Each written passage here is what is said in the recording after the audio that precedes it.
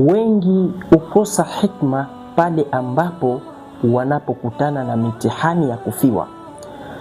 Jambo la kufa au jambo la mtu kuondokewa ni jambo la kawaida, alafu ni kadar ambao Mwenyezi Mungu Subhanahu wa Ta'ala tayari kaisha iseti katika mipangilio yake. Mwenyezi Mungu amesema kullu nafsin dha'iqatul mauti, kila nafsi, kila kile ambacho kina moyo, kinapumua, lazima kitaondoka katika ardhi.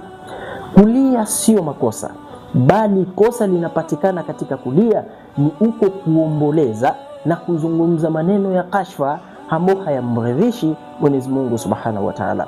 Mtume Muhammad sallallahu alaihi wasallam ambaye ni mbora wa viumbe, alipofiwa na mwanae Ibrahim ibn Muhammad sallallahu alaihi wasallam, mtume alilia, na baada ya kulia tena kwa huzuni, lakini alisema kulia kunaruhusiwa kwa huzuni kwa sababu ni kitu ambacho ni mapenzi, labda ulikuwa unakipenda sana na ulikuwa ukaribu naye sana, lakini katika kulia, lia kwa kumridhisha Mwenyezi Mungu, lia kwa kumshukuru Mwenyezi Mungu, lia kwa kuzungumza kauli ambazo zinamridhisha Allah. Lakini wengi wanapokuwa wanalia kwa kuondokewa na vipenzi vyao, kauli zinakuwa ni za kashfa, kauli zinakuwa ni za kumkufuru Mwenyezi Mungu, kauli zinakuwa ni zile ambazo zipo kinyume kabisa na misingi ya dini. Mwenyezi Mungu Subhanahu wa Ta'ala atatuuliza kwa yale ambayo tunayoyafanya. Hatumpangii Allah kadara, bali Mwenyezi Mungu ndo anatupangia sisi kadara. Mtume Muhammad sallallahu alaihi wasallam anasema waman latama wajhahu ala almayt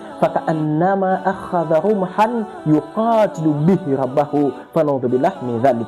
Yeyote yule ambaye atakayejipiga, atakayekataa kula chakula kwa sababu ya kufiwa, atakayefanya kadha wa kadha wa kadha ambao yapo nje na misingi ya Uislamu, paka annaka akhadha rumhan, nikana kwamba amechukua mkuki, yuqatilu bihi rabbahu, amempiga Mola wake. Ndugu yangu, imagine kwa yule mtu anayekosa busara, anayekosa hikma, anayekosa fikra, anayekosa utulivu, pale ambapo unapokuwa unalia kwa kashfa, kwa kumkashifu na kumkufuru Mwenyezi Mungu Subhanahu wa Ta'ala, unafananishwa na mja wa Allah ambaye kachukua mkuki kampiga Mola wake. Imagine mwanadamu kampiga Mola wake.